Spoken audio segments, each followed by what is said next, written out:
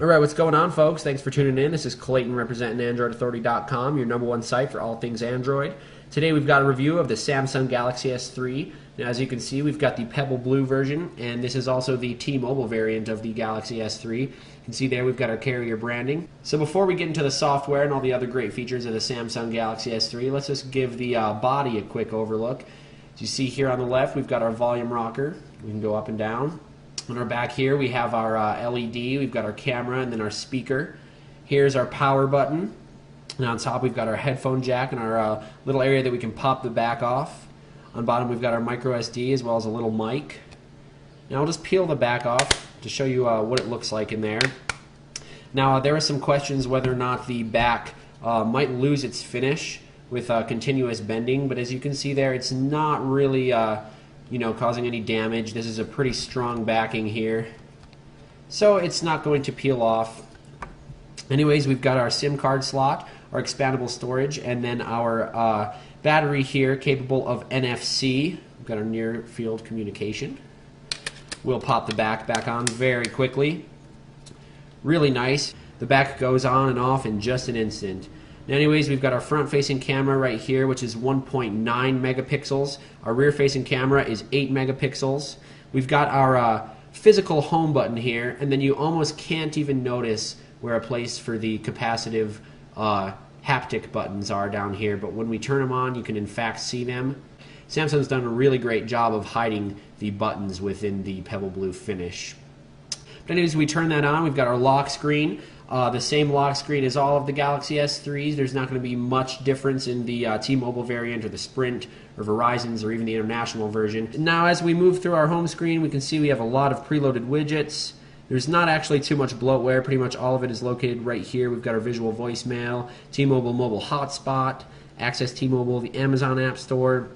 Got some bonus apps, some nice widgets included, but we're just going to walk through the basic features of this phone. Anyways, we pull down the notification bar. We have all of our different toggles, Wi-Fi, Bluetooth, GPS, screen rotation, airplane mode, sync. We've got our notifications here. We can actually go into our settings where we have our Wi-Fi, Bluetooth, data usage. Under more settings is where we can actually enable our NFC and our Android Beam. We can also enable the S-Beam. And we have some cool settings there.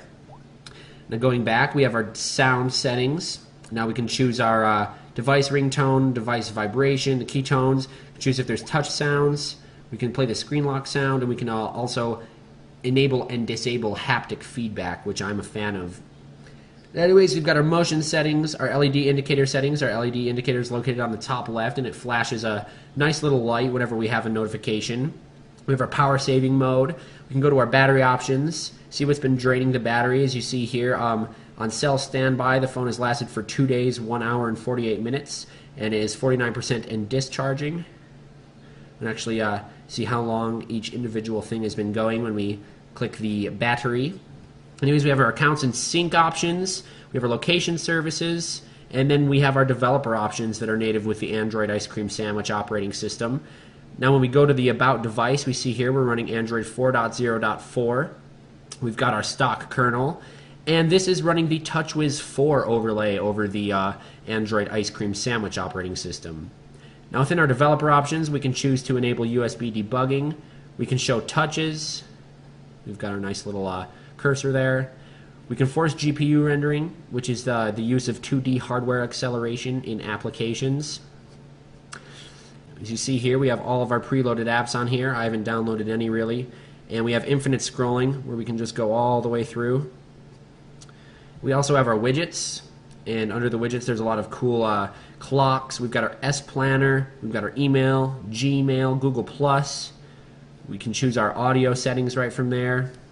We've got our S Suggest, which suggests apps. We've got our S Memo. And this has infinite scrolling as well. You can watch on the bottom as it goes through and back again. Anyways, how you would add one of these to the home screen, you just grab it and you can bring it over. And you can add it to the screen of your choice. Or you can also create a folder, create a page, get the app info, or delete it. Now when you bring delete, it also uninstalls apps.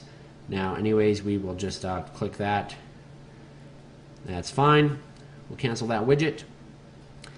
Anyways, a lot of the cool customizations we'll go through here. Go to the settings menu.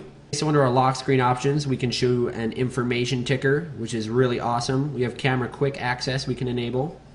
We can show our clock, including the dual clock, and we can actually turn our weather on. A lot of cool other security features. We have our face unlock.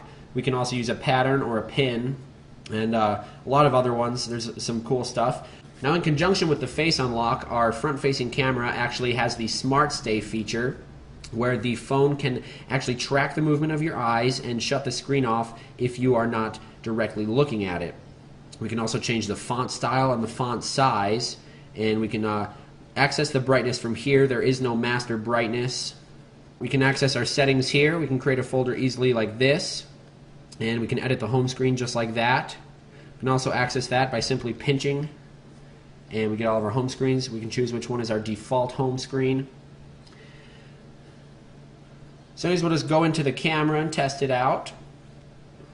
We've got a lot of cool camera options. Without a burst shot on, we can just simply click, and it does have very, very fast picture taking abilities. Now if we access our settings, we can have a self-portrait. We can turn our flash on and off. Under our shooting mode, we have the option of single shot, burst shot, HDR, smile, beauty, panorama, cartoon, and we can also use our share shot, which instantly uploads it via Wi-Fi. We can go to our scenes here. We have a bunch of different scenes, our exposure values. We have our focus mode where we can choose autofocus, macro, or face detection. We can choose our resolution or white balance, ISO.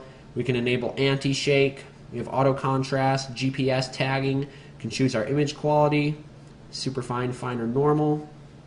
Okay, so anyways, the video capabilities are very awesome. The 8 megapixel camera is great.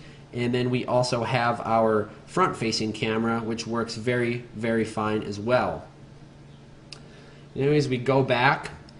Long pressing the home button can actually allow us to remove our applications and also access the task manager. Now, when accessing the task manager, we can free up our memory, view which applications are active, clear memory just like that.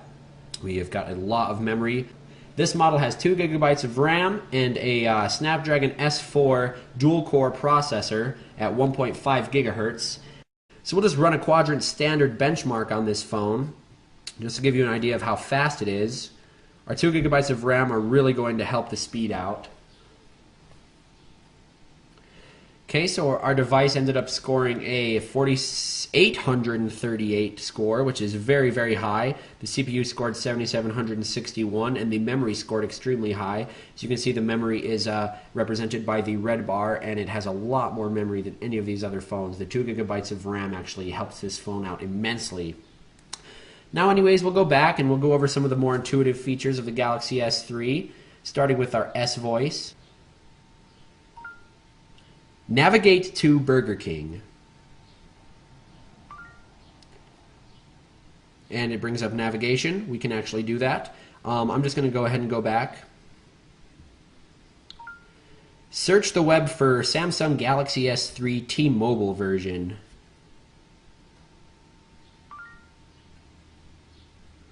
Web search Samsung Galaxy S3 T-Mobile version. There we go. We have our voice confirmation from the little assistant, and we successfully went to our web search of the Galaxy S3 T-Mobile version. Now anyways, our web browser is very intuitive. It comes with Google Labs as well as our tabbed browsing just like that. We have our incognito mode here, and we can scroll through our tabs just like this.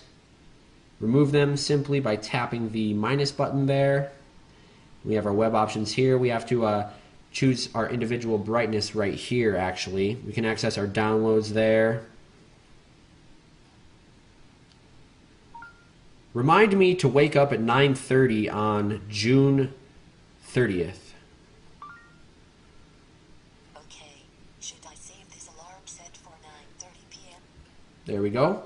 And basically it's just a really, really intuitive feature. The S Voice is very awesome. It just worked perfectly right there. I was able to set the alarm, navigate, search the web. Anyways, we've also got our S Memo, which is a nice memo application. You can simply draw, or you can also use your gestures and whatnot. Anyways, guys, if you've got any more questions, I just want you to post them in the comments section. We'll be sure to keep up with them. And that was our review for the T-Mobile version of the Samsung Galaxy S3 in Pebble Blue. If you guys like it and you've got T-Mobile in your area, I'd suggest picking her up. It's fast, it's easy to use, it's intuitive, and it has the greatest features available today. Anyways, you guys, stay tuned with AndroidAuthority.com. We got plenty more where this came from.